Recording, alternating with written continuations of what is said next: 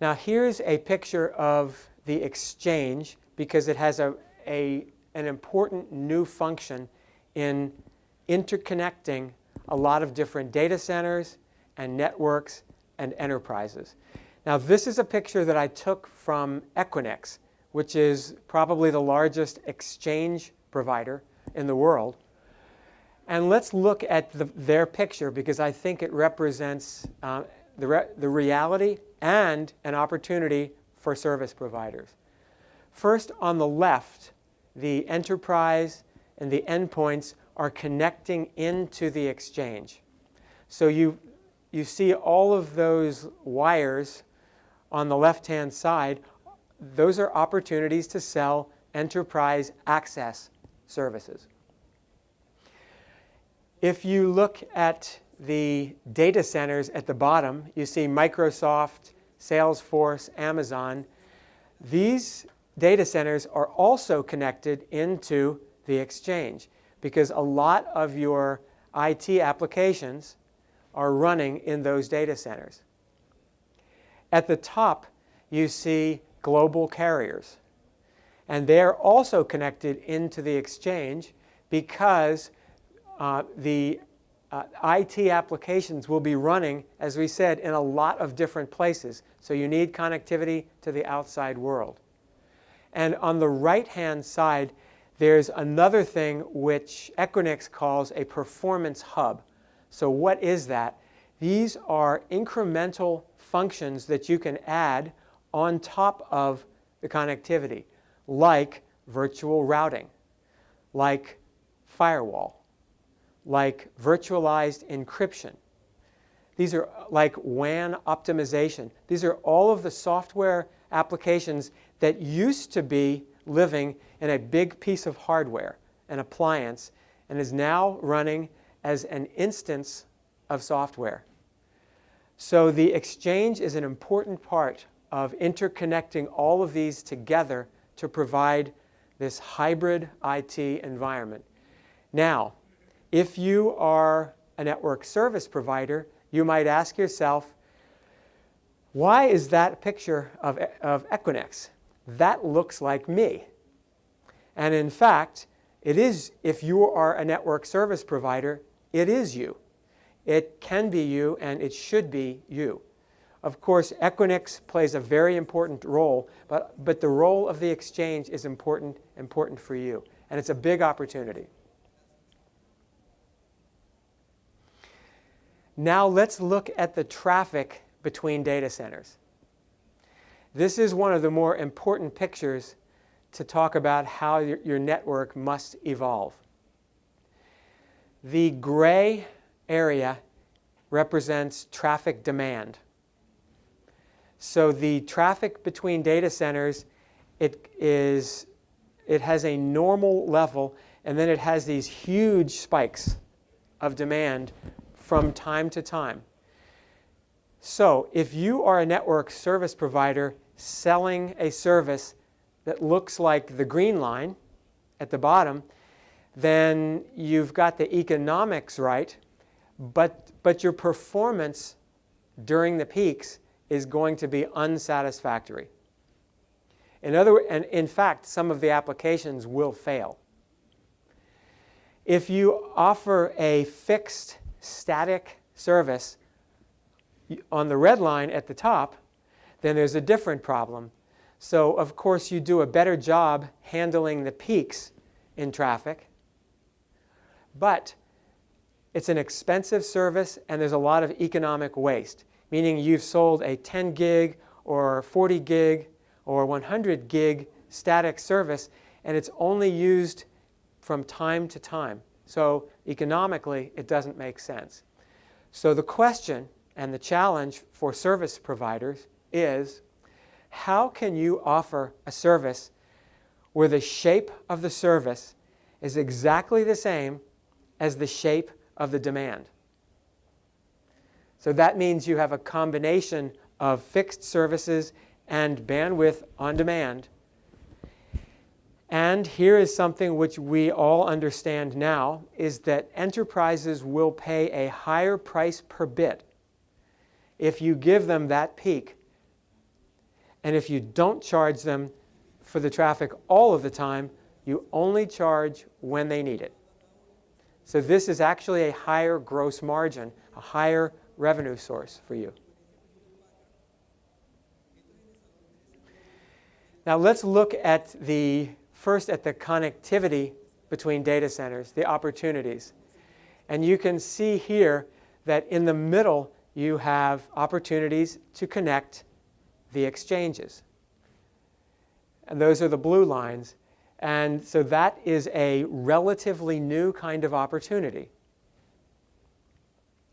You can see the connectivity between enterprise data centers around the outside, and that is yet another kind of data center connectivity. So when you have an enterprise data center, you're connecting into all of these resources in the cloud.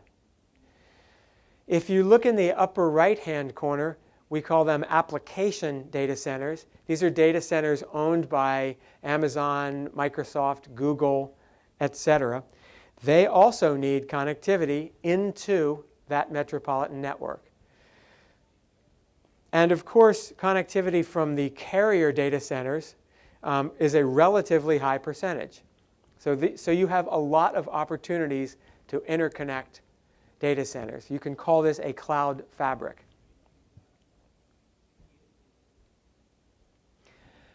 And you have a new set of tools. This is an example of a geoanalytics tool which can discover where are the data centers relative to your fiber optic plant and what is the latency between data centers and your plant. So you can understand what kind of service level agreements and what kind of promises you can make when you are interconnecting these data centers. These tools are now easy to use and they work relatively quickly.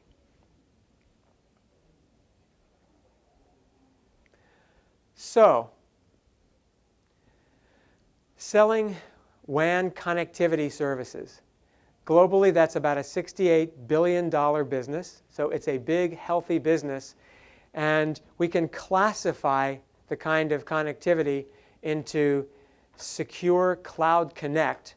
So this is connectivity between data centers, and cloud access. So this is from enterprise accessing into the cloud. So it's a big opportunity. And what we need to do is adapt our services so that they work better for accessing the cloud and for interconnecting data centers. There's another opportunity, and it's relatively new, which is virtualized network functions, like virtualized firewalls, routing, encryption, WAN optimization. All of these are instances of software rather than big pieces of hardware. So how many people are familiar with network function virtualization? Okay, I'm going to give you an example of network function virtualization. My cell phone has a computer, it has storage, and it has network connections. And I have downloaded 100 virtualized applications into this device. So I've got an alarm clock, I've got an email service, and I've got 98 other applications running in this. So I have 100 virtualized functions, virtualized appliances, so I will never again purchase an alarm clock. It's the same thing with networking. You don't need to purchase a big piece of hardware, which is a firewall, if you can download firewall software and run it on an off-the-shelf standardized computer. And you can run tens or hundreds of applications on that standard computer. You save a lot of cost, and the deployment is instantaneous. You just download it. So we've been using virtualized functions for a very long time, but now it's coming to networking. And you can sell these services in bundles with connectivity. The last one on the top is the biggest and the most interesting opportunity. And that is cloud services and hybrid IT. So if you are a network service provider, then you might be very familiar with the bottom layer, with connectivity services, and you might be starting to think about virtualized network functions, but you probably don't have a lot of IT experts inside your company that can put together bundles of, in essence, enterprise IT services. But enterprises want to buy packages, and remember from the first slide, they want to go shopping and pick the applications and the resources from a single pane of glass, a portal.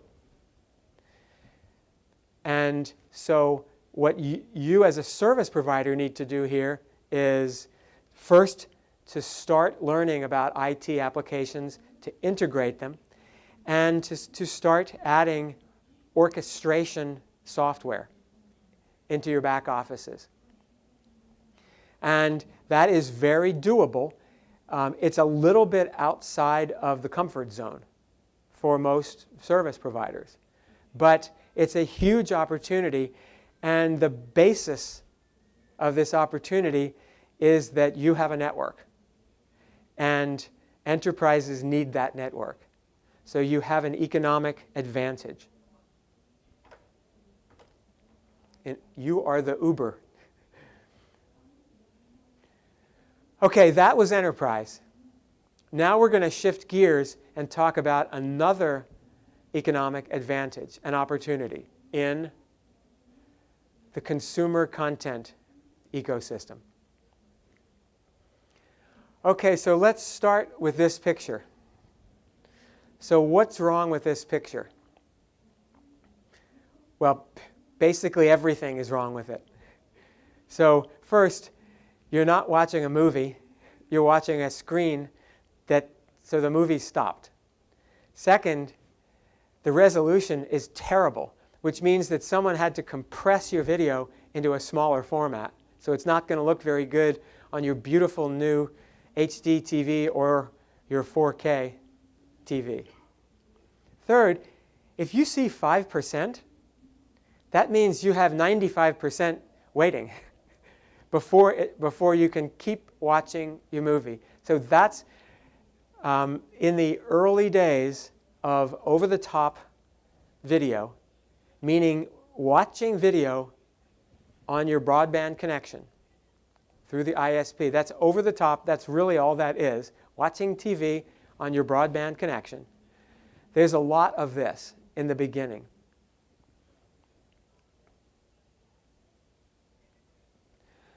So the problem is going to get worse before it gets better. So where are we today? Let's see if I can find a pointer on here. Well, I won't even try it. I'll probably push the wrong buttons.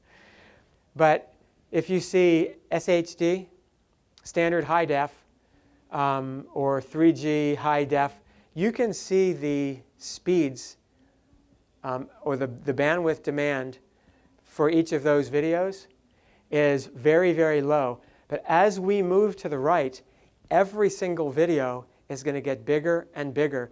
So that problem that we looked at here, if we're not careful, it could get worse, not better. But, of course, I'm not here just to give bad news. There are some really interesting opportunities to solve this problem.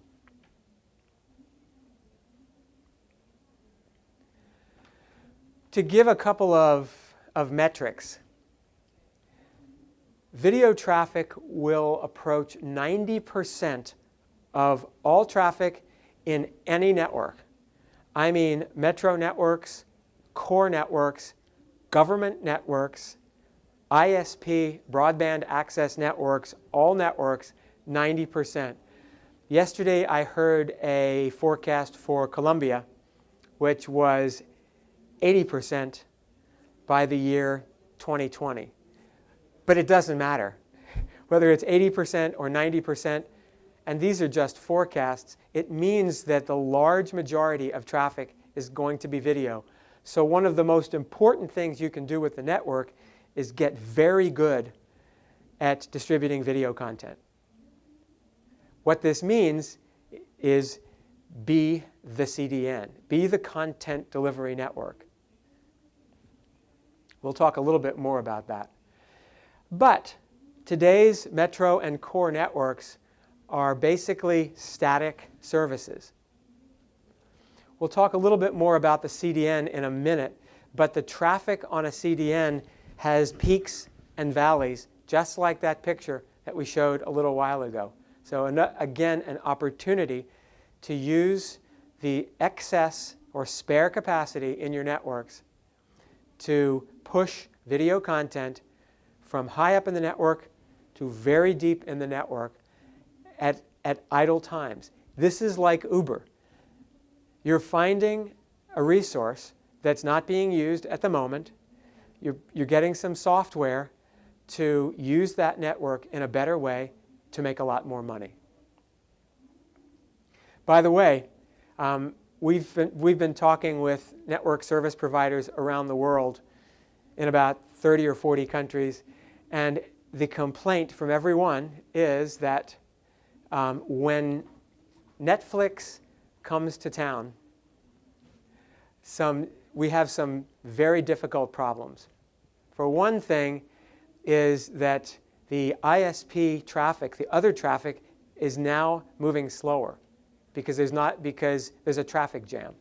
Secondly, or I did it in reverse order, is that you have to invest in capacity, but you can't get paid for it because of net neutrality. You are required to pass the traffic, even if it's a lot of traffic.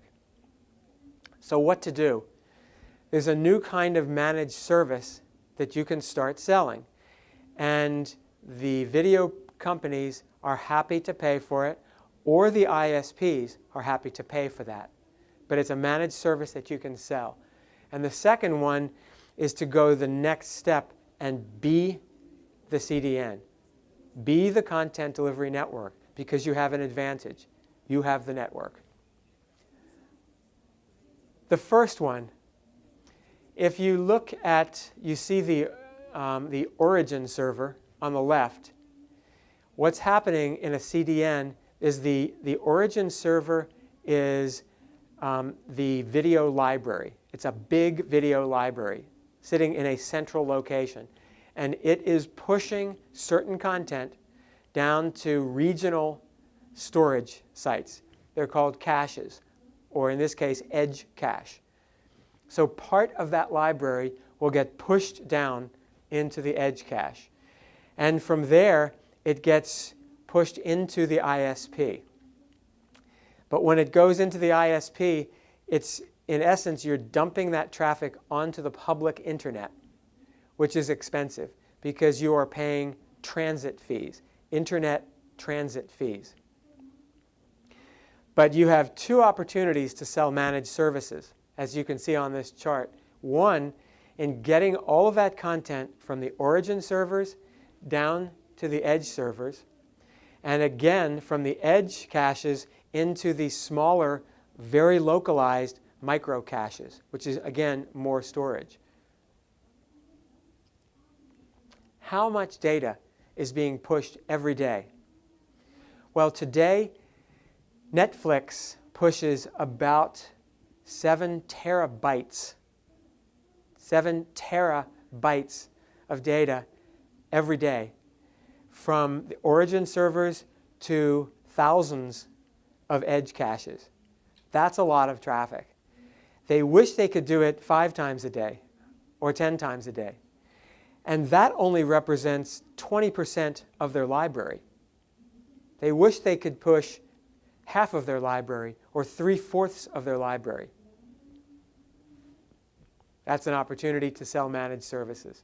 When you do it, you want to bypass the public internet.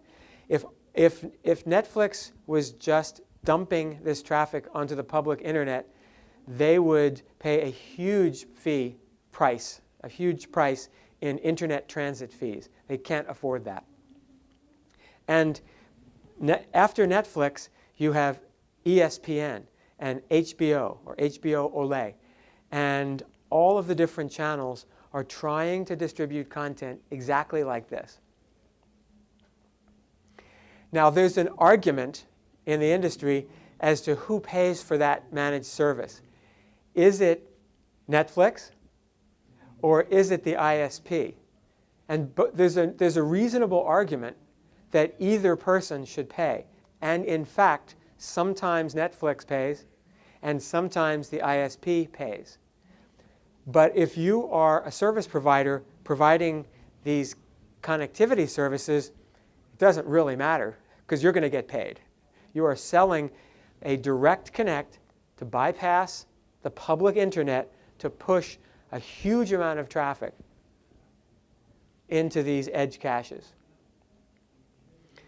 Okay, now this is the slide that shows the economics.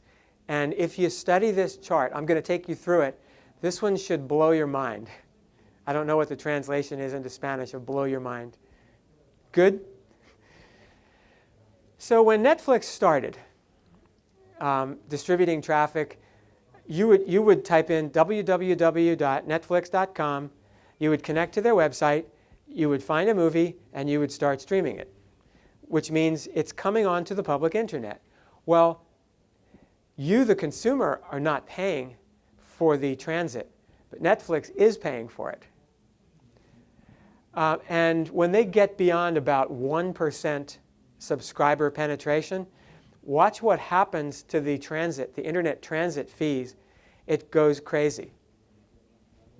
So that's the top case, which says no CDN, just use the internet. And of course, the performance is not good, and you get all of these buffering errors. Then what's the next one? Suppose the video provider decides to build his own network. And we've modeled all of the costs of building his own network. Again, so it's a lot less expensive than the public internet, but it still is very expensive. Why? Because the video provider doesn't have a network. The next one down is the traditional CDN. This is Akamai, Limelight, and a few others. And they are leasing different parts of networks, and they have data centers where you can store content. But look at the cost model. If you follow that line to the traditional CDN, and then look at now MSP is the one at the bottom. That's the service provider, a telco or a traditional telecom service provider. If you use your own network, and if you are selling a CDN service at 50% gross margin, so that's a pretty good margin, 50% gross margin selling connectivity services, you can come in at about half the price as a traditional CDN and something like 1/5 the price of the public internet. So back to the beginning of the presentation, we talk about economic advantage.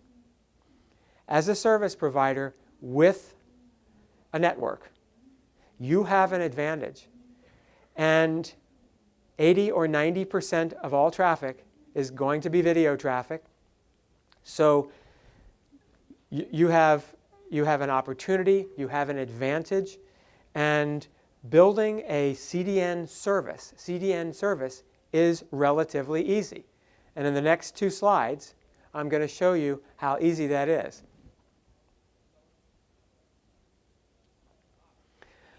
Actually, I'll do a summary of opportunities. The first one, selling managed services to bypass the public internet. And optimize your economics with bandwidth on demand, because the traffic comes in peaks and valleys. Second, sell CDN as a service and sell it to the content owners. The one I didn't mention, and I'll talk about this for just a moment, have any of you been to a consumer electronics show or a broadcaster technology show recently.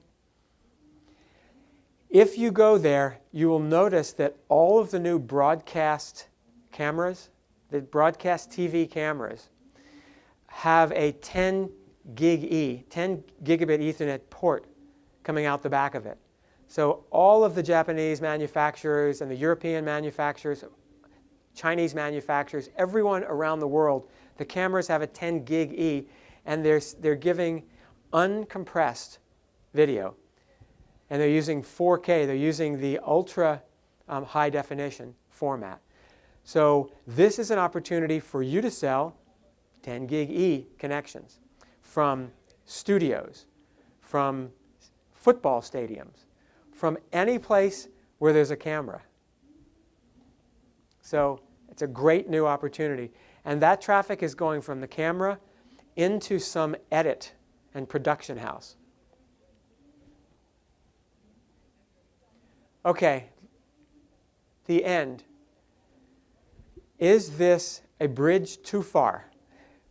Or can you get there? And the answer is yes, you can. So the first thing, the basic network. You will need to be able to offer some dedicated services. They don't disappear. And some switched services, whether it's optical VPNs or Ethernet VPNs or IP VPNs, depending on the layer. So these are switched networks with better economics because you're sharing. That's the baseline. But on top of that, the IT orchestration. And this is a software layer that's being added to your networks. The multi-domain service orchestration is a requirement. This means that you can bring in connectivity services, virtualized network functions. Remember I talked about downloading virtual firewalls or virtual encryption or whatever. That's the NFV, Network Function Virtualization Management and Orchestration. The SDN management, a perfect example of a software-defined network application is bandwidth on demand. But multi-domain, we recognize that you have a multi-vendor, multi-domain world. You have a lot of suppliers, and when you're creating services, you are also interconnecting with other service providers around the world because you're trying to use any of those 6,000 data centers in any country, because the data center in Hong Kong might have a better price for storage, and the data center in the Netherlands might be a better place to host Facebook or whatever. So you want access to these. So it's multi-vendor, multi-domain. So this really is a software layer on top of your network so that you can use your network the way you want to. So on the CDN as a service, I will mention that there is an SDN, a software-defined network application that plugs right in to this orchestrator. Actually, it plugs into the SDN layer, which provides your CDN functions. What is that? When you watch Netflix, Netflix knows that you watched episode 1 of a series, so they're smart enough to push episode 2 into a cache near you. So when you watch episode 2, you're streaming from a very close distance. You're not streaming all the way back halfway across the world. So this is a software layer. Netflix has built their own, but a lot of your customers will not be able to build their own. And thankfully, this is just a plug-in application that runs in your SDN layer. And there's a lot of folks building them. We're working with some. There's others that we haven't even discovered yet, but this is relatively straightforward. So with this kind of software, you can bring in an application to manage the CDN, the Content Delivery Network.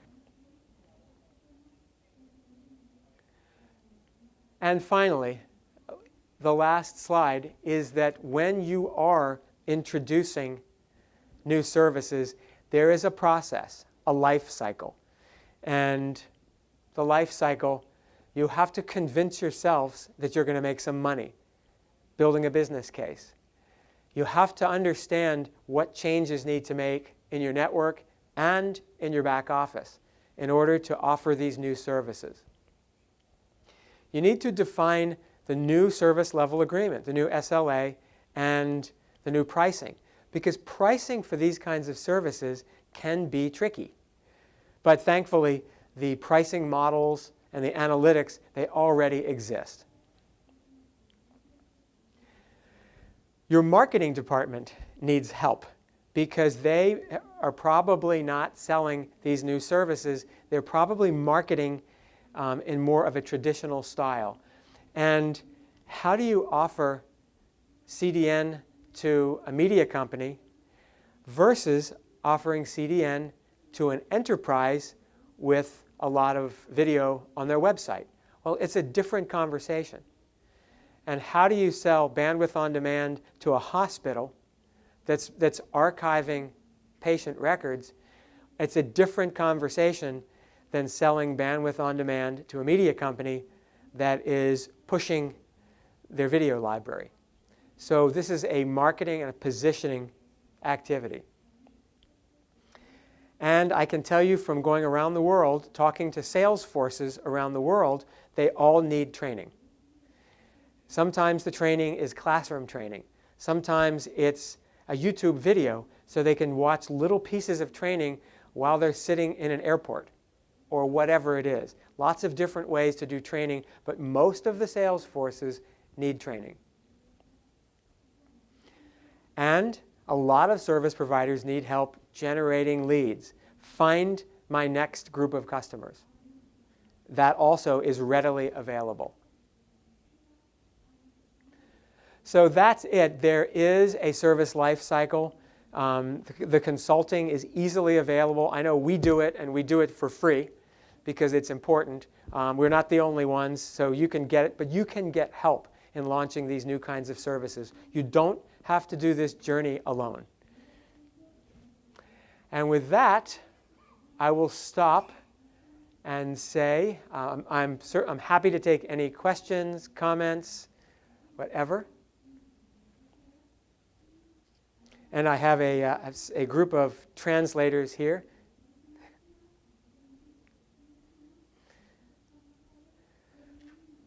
Okay, well, thank you very much and have a wonderful day. Enjoy ANDICOM.